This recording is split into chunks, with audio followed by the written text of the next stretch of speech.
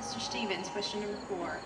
What steps can be taken to alleviate the pressures from unfunded state mandates such as core content standards and assessments in our schools? What steps can be taken to alleviate the pressure from unfunded state mandates such as core content standards and assessments on our schools?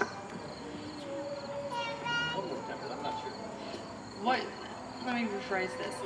What can the state do to help the schools when they give them, you have to do this kind of core content, you have to teach these classes, what can, to alleviate the pressure? Okay, I got you. I'm an ex-school principal, and basically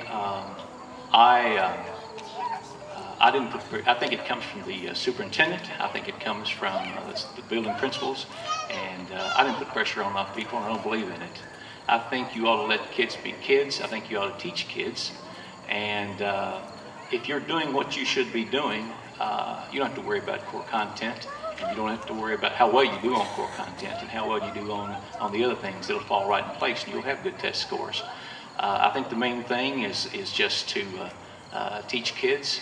And as I said, the pressure is there to the point of where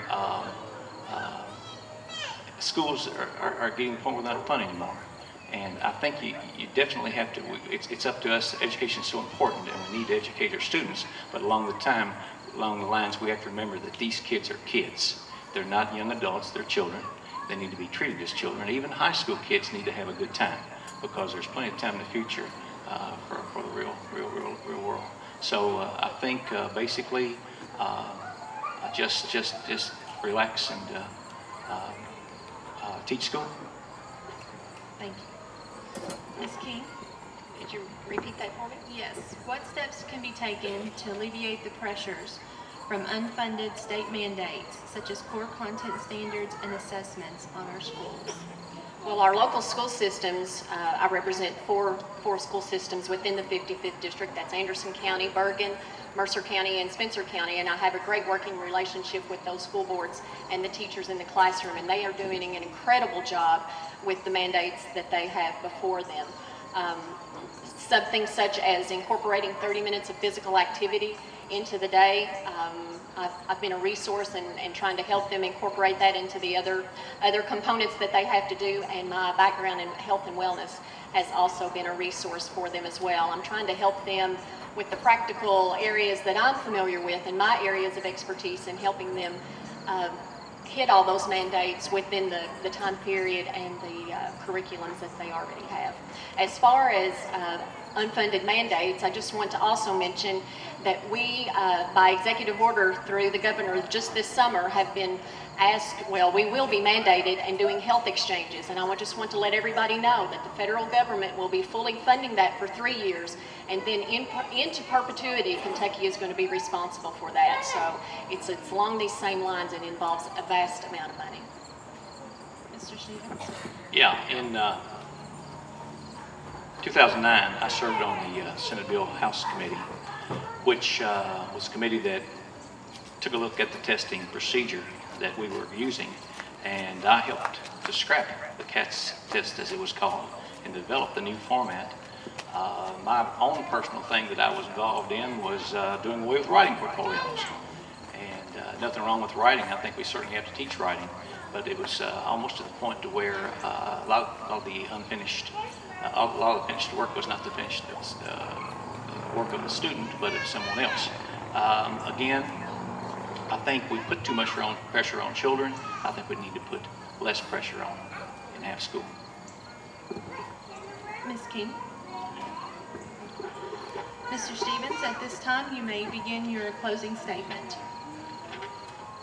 It's an honor and privilege to be here, and I want to thank you very much for having this forum.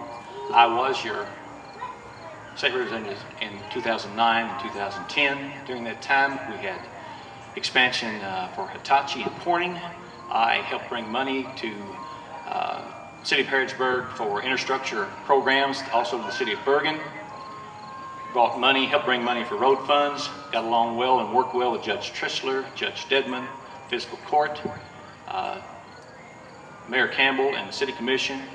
I can work with Mayor Long and the City Commission and Mr. Didman and Fiscal Court. It's an honor and privilege to be here. I'll work for you. I'm a hard worker and I appreciate your vote. Thank you. Ms. King, your closing statement. Certainly. Regardless of the many negative ramifications for our citizens, the Democratic-led House chose to unconstitutionally divide Mercer County this spring. As your advocate, I sued and won our case in the Kentucky Supreme Court, keeping Mercer County whole. On your behalf, I voted against the 2012 budget based on the reasons we mentioned earlier, and also for that budget deauthorizing the Kentucky Ag Heritage Center that we have worked so desperately on. And also our debt to revenue ratio was 6.58%. I fully anticipate being in the majority in January. I'm well versed in the issues and ready to accept additional leadership responsibilities. It's an honor to serve you and your family with a focus on transparency and accountability in Frankfort. I humbly ask for your vote and public support this November.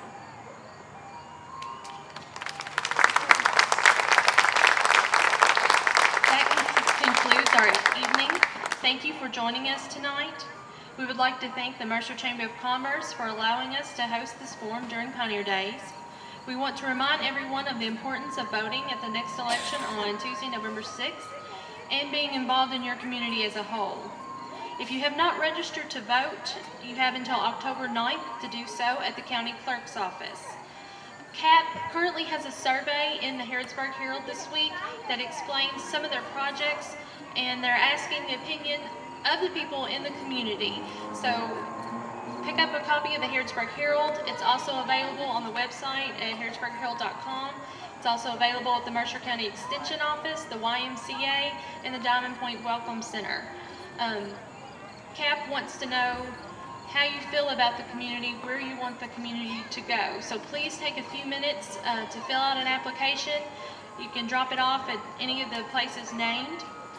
And, you know, it is our community, and it's up to us to shape it into the community a community we can be proud of, and a community we can be proud to give over to our children. So please, take a few minutes to fill out the survey. CAP meetings are the third Thursday of each month at 10 o'clock at the Mercer County Extension Office. We encourage you to get involved and participate. I'm certain that everyone has a talent that we can put to good use.